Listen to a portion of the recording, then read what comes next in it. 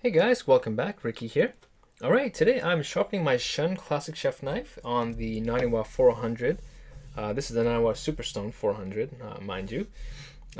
This is right here the Trocera 400. They are virtually identical, and I have them here because I'm sharpening this stone next. Not in this video, but next, as in after I'm done with this guy here. So yeah, I'm just gonna run my knife here 20 times, just like everything else. And well, let me explain it in a few seconds. In case you guys see some videos where I'm actually not running the knife, I probably have already ran the knife before the video started and I simply forgot. But yeah, I always run my knives on this break before every sharpening. Just so you know.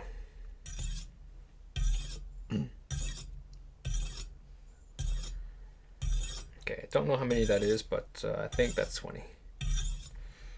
Alright.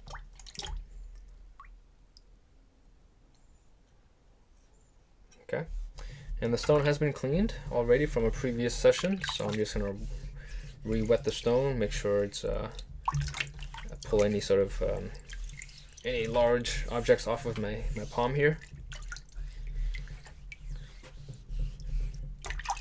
Okay, so with this knife here, because it has a pretty nice belly, I'm gonna allow my wrist to, it's gonna be a push and pull as well, but you'll notice that when I'm sharpening the belly, I will allow the radius of the knife to really guide the guide the sharpening process. Okay, so let's get started.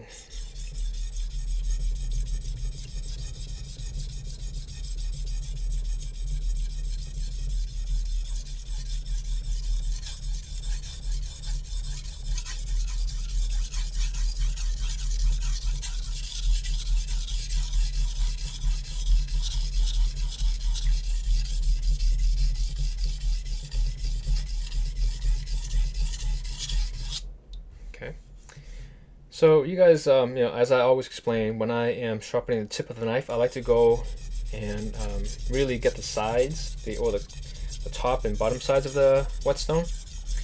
That really ensures that I keep the stone as flat as possible.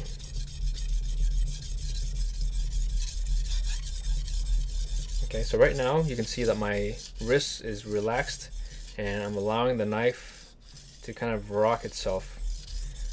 Okay, as I'm pulling it as well, so pull and pushing.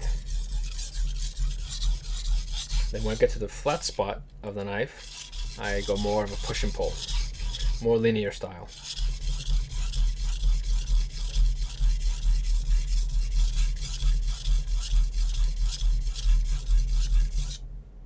Okay, so this this is a VG Max core steel, which is very, very hard. This is heat treated to a 61 on the Rockwell scale, and I think that was 3 passes, and there is no bird development yet. So this might take at least, I would say, at least 5 passes before we can move on.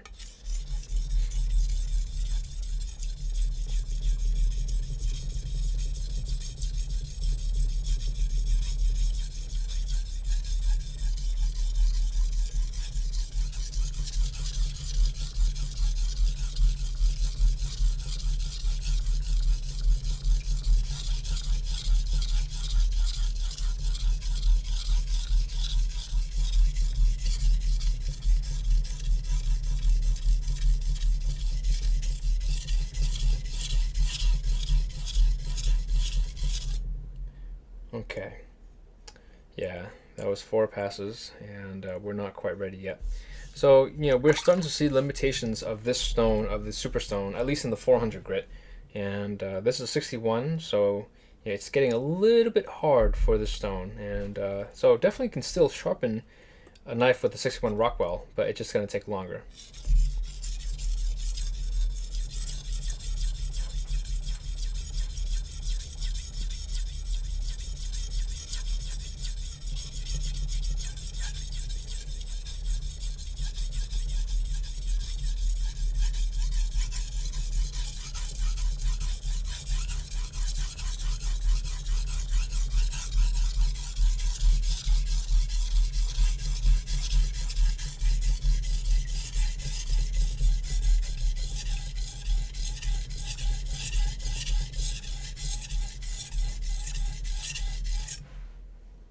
Okay, that was 5.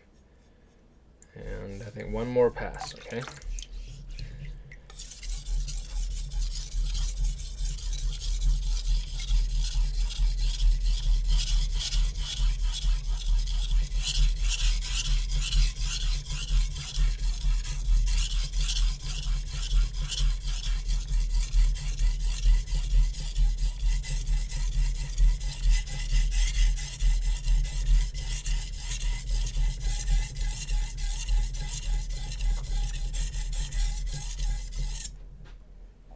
Okay.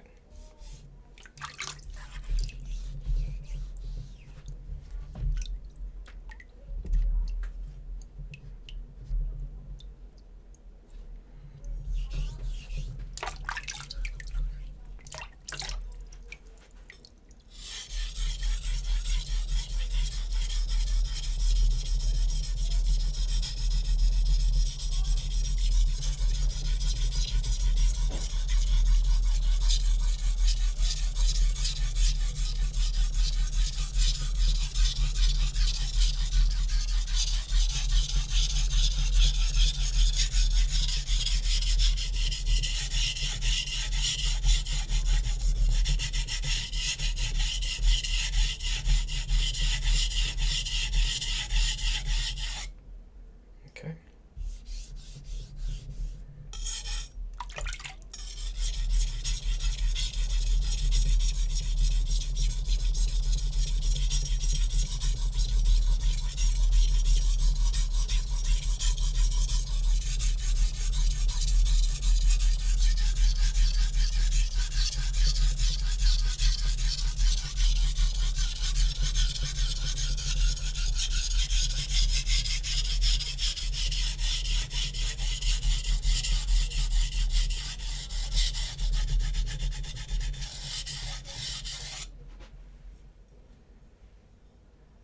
Okay, so yeah, we're ready to move on now. So that was, I think that was 3 passes or so. Okay, so now we're gonna go through our stropping.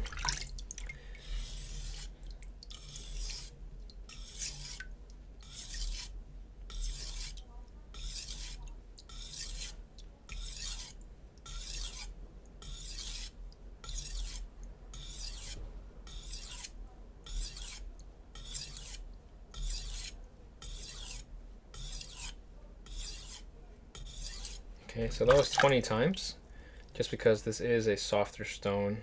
Yeah, 20 times was just right. Okay.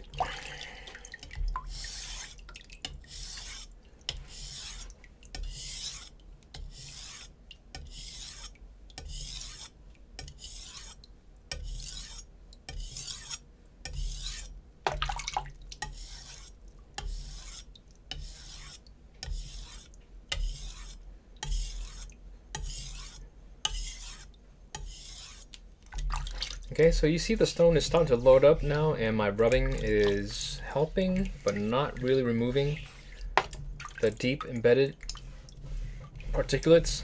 So I'm not going to clean the stone because I want to make sure that I kind of get an accurate count and really get an accurate feel of the stone. I'll clean it at the end, but I also want to show you guys what the load up situation is like throughout the entire process of the sharpening.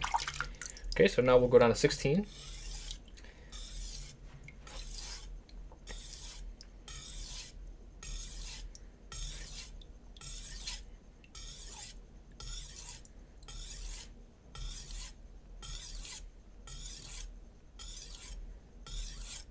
Okay.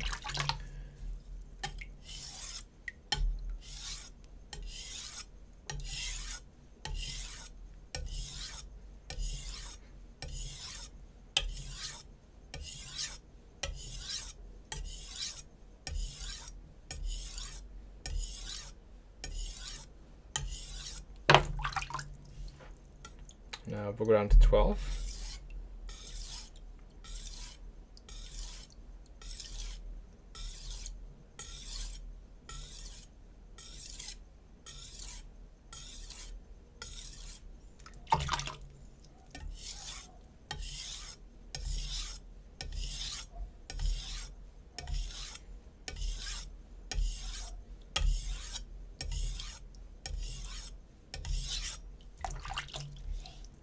Now we'll go down to 10.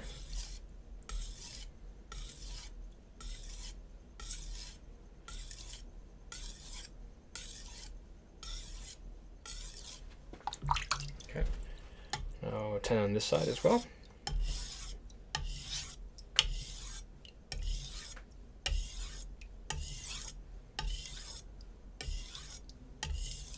Okay.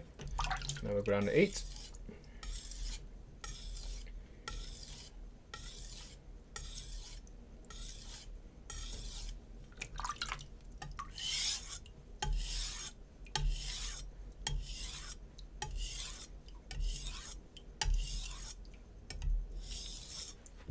All right, now we'll do 6.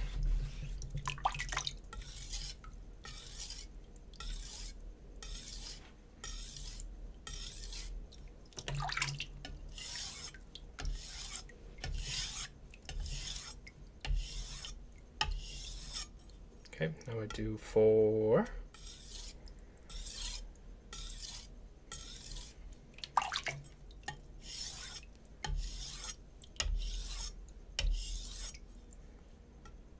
All right, so every once in a while, just want to point out, you'll see like sometimes it just happened in the last one. The first stroke, there was a kind of a darker line. That's really the burr, the kind of the line of the burr, kind of just falling off of the edge, which is good. Okay, so it's a good thing, and so don't worry about that. When you see, sometimes you'll do a strop and you see a big dark line.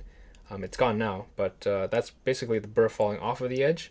And so yeah, that's all it is. Now we'll do, I think 2. Yeah, we'll do 2. Okay.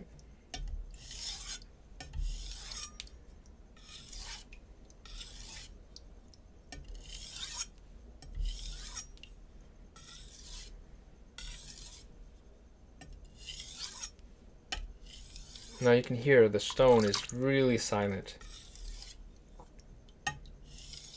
And it's only been this way after when I was down to 4, and so when that burr fell off, it just really cleaned up the edge. Okay, now we're just doing once.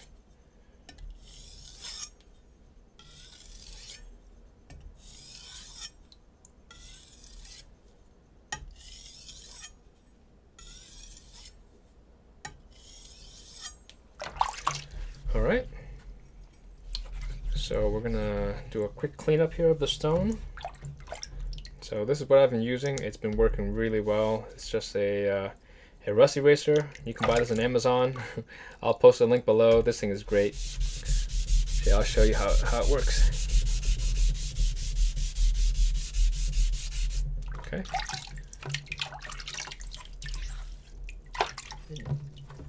Yeah, it just cleans the stone really well. That's only the top half. I mean, it literally pulls all of the load up off of the stone. Yeah, these come in a pack of 2. You can get these for I think $12. The last time I checked was $12. I've had these for a while. I think I've had them for about a year now, and they just last a long time. I've used this one more than a few times to remove some patina off of a knife, so it's been worn down in funny angles. But this one I use just flat on the stone, and it's been working really nicely. Okay, so the stone does tend to load up, as you can see during the sharpening, and so if that's going to be a problem for you, if you don't like load up, because load up at some point will slow your sharpening process down, make sure you have something to clean the stone with, or avoid this stone. But it's overall it's a nice feeling stone, very luxurious feeling. The super stones have always felt really good to me. I've always liked the way they felt during the sharpening. They're just a little slow. As you can see in this one, it took me I think 5 passes. Was it 5 or 6 on the first side and 3 on the second side? So yeah, so 90W super stones tend to be a little bit on the slow side.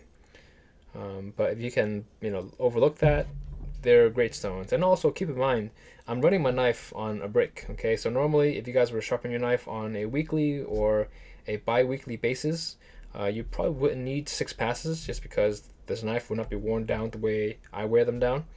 Okay, so just take that with a grain of salt. Okay, so my sharpening methods are they're a little bit more extreme, but I also run the brick 20 times for all of my knives. It's just so I can have a consistent count of what it takes me, and it just keeps everything a little bit more even. Okay, so let's dry that knife off, and we'll do a quick cut test and check the edge here.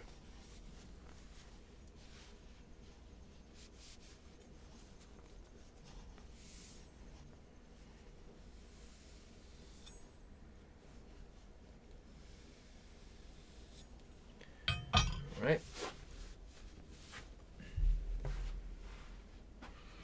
Gotta make sure I dry my hands off. I never dry my hands off.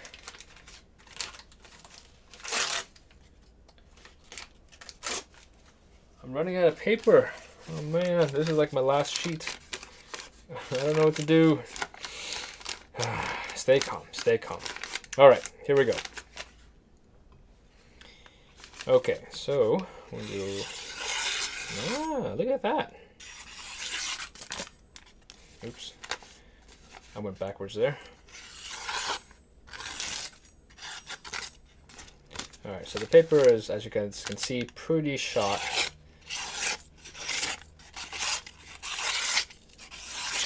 But the knife is actually cutting really nicely. Okay, so we'll show you a better example of it.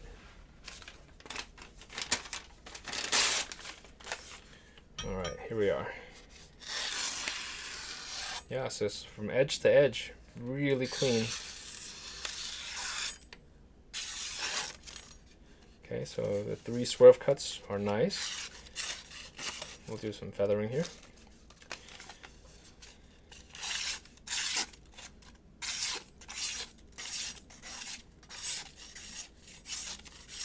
Okay. Yeah, I mean, so overall, the edge is really clean. So this this stone, even though it's very, I shouldn't say very, it is slow. It's very slow for a coarse stone, okay? But it produces a really nice edge, okay? Really clean, definitely a very usable edge. This is heat treated to a 61 on the Rockwell. No, this is a 62 on the Rockwell scale, the BG Max. Or is it 61? No, 61. It's hard to remember all these numbers. Okay, the VG Max is 61, at least this particular one is. So yeah, this stone is starting to see its limitations in terms of cutting speed with a knife heat treated to a 61. So just keep that in mind. I mean, 61 is not super hard, but it is considered a fairly hard steel or a fairly hard number. Yeah, but you can see the stone handles it pretty well in terms of giving it a really clean edge. It just takes a little bit longer than what I would like a stone to cut, at least for a stone of 400 grit. But yeah, and that'll be it with the stone. That's it for this video. Thank you guys for watching, and I will catch you in the next video.